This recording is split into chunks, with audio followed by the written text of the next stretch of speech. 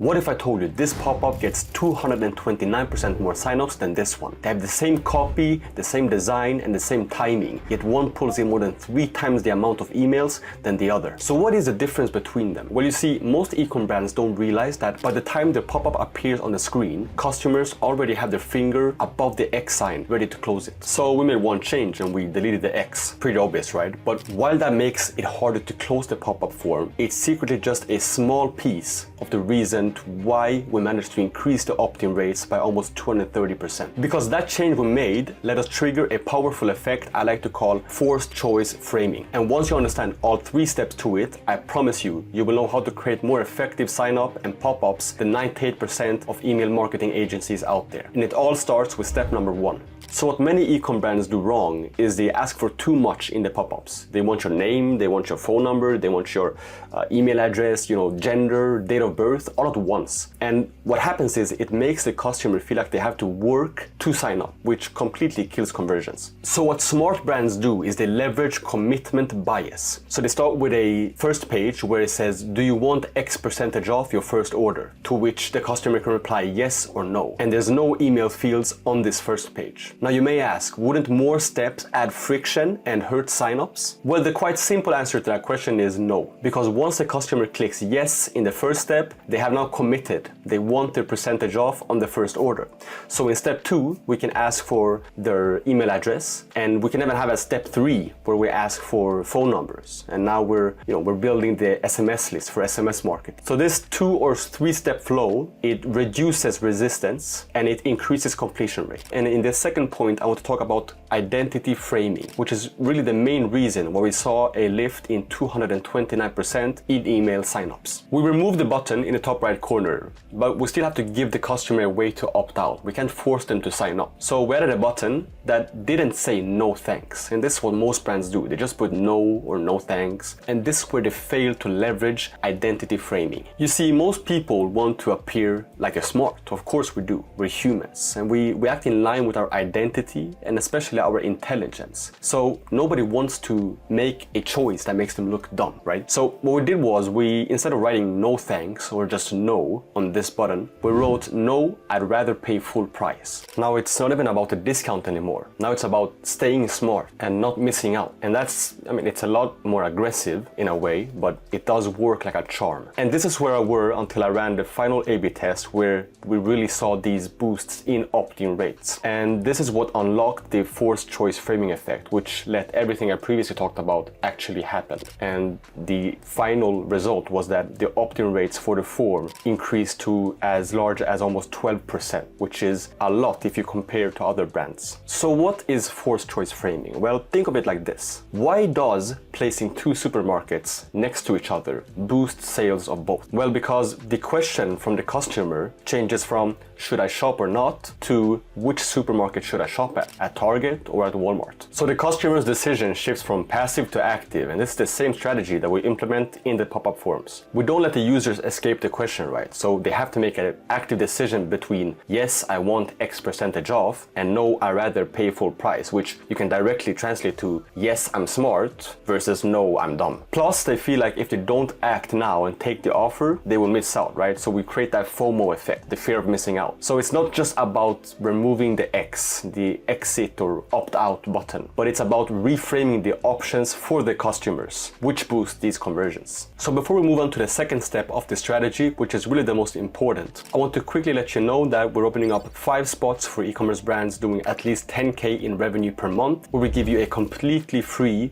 SMS and email audit. So if you're not making at least 35% of your revenue coming from email and SMS already, then you're definitely leaving money on the table, and this audit will be perfect for you, right? So hit the first link in the description. We will give you a custom strategy for reaching this 35%, and it's all again completely free. So hit the link, first link in the description, and we will get back to you ASAP. Okay, then let me show you guys how to create this pop-up form in Mailchimp. I can also do a video on how to create it in Klaviyo, but for this specific client, we did create it in Mailchimp, so therefore I will show you how to do it in Mailchimp.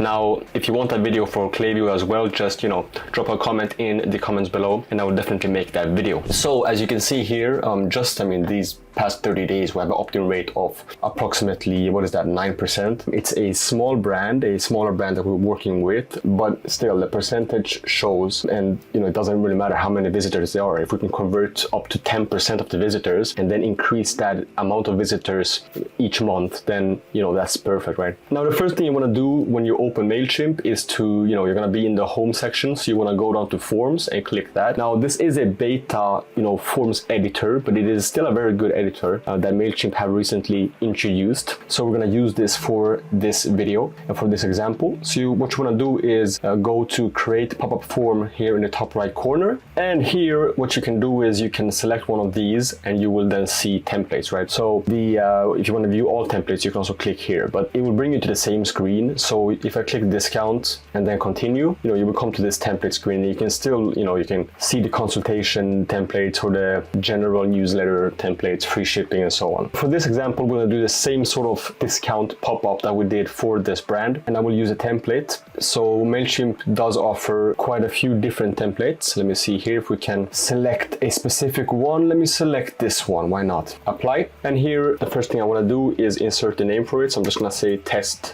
2 because I have another test version. So the first thing we want to do is we want to tick the box of what we want to collect, right? So we can collect email addresses or SMS phone numbers. Now for this brand, we don't have SMS set up because they didn't want that. But if you own or work with a brand that wants to collect these phone numbers for the SMS list, then that's a very good thing you could do. But for this one, we're just going to select email address, create form. And so here's what we're going to see first of all. And it might seem like a lot, to take in the first time you open this forms builder, but it's pretty straightforward. I can zoom in either with my wheel or with this drop-down menu here. So I can zoom in, zoom out, zoom to fit, which is where I'm at right now, 31%. I can zoom into let's say 100, because then I will be able to see things more clearly. I'm just gonna press and drag to move around like this, as you can see. So what I have here now is a step-by-step sort of visualization of how this form will play out. First step is the offer. So we show that you've got 20% off is what this template shows. And we can also see that with this comes a teaser. So if somebody would close this step, they will be shown this teaser instead. They can then open the offer later on. Then if they select claim 20% off, they will go down to step number 2, which is where you input the email address. This is similar to what I explained previously in the video. And it's very good that they have this in templates because it's helping brands really boost those opt-in rates with having this commitment bias, as we spoke about before. So step 3 is then the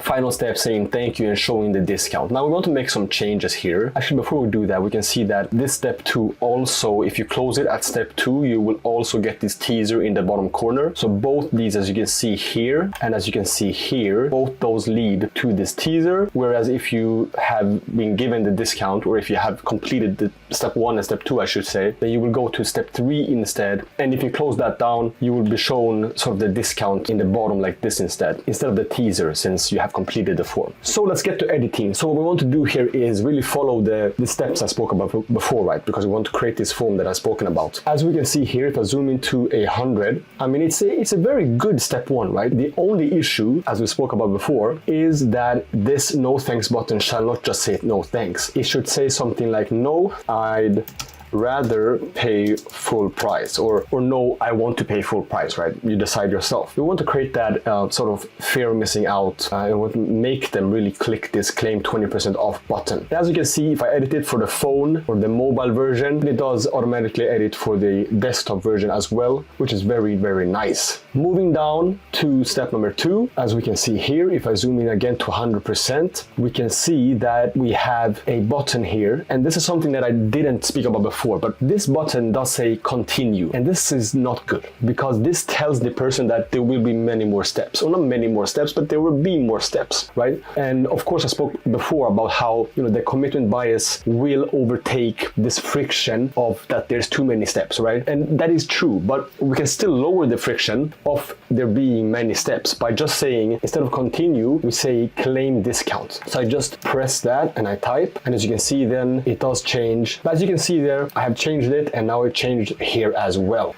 So for this step 3, one thing I didn't speak about previously as well is that we do not want to give the code in the pop-up form. The reason being, we want to lead the customer to the email, the welcome email that is automatically sent when they sign up, because then we can upsell them in this email. We can show many different products. We can show them the discount code, of course, that's the primary focus of the first welcome email. But then we can upsell, we can show some information about the brand, and really build that lifetime customer value, right? So we don't want to show the discount in this pop-up form. So what I will do here simply, as you would in any sort of editor like Figma or Photoshop, etc., is just select here, go into a layers tab that will appear on the left, and click this bin, which will remove that. And it simply removed it for both mobile and for the phone view. Zooming out here to 50, we can now see we really do have a complete pop-up form in seconds. It's very simple, but these small tricks, it's what brands will miss out on, and then opt-in rates will not be optimized. And that's really what we want to do here. So now, of course, you can make some other changes. You can change the typography, the fonts here. You can change the colors that are used in this design. So I can just click here, and that should change, this sort of green. It should change for everywhere in the design, as you can see. Again, it's a bit slow. I do apologize for that. But undoing here, because I did like the previous green color more,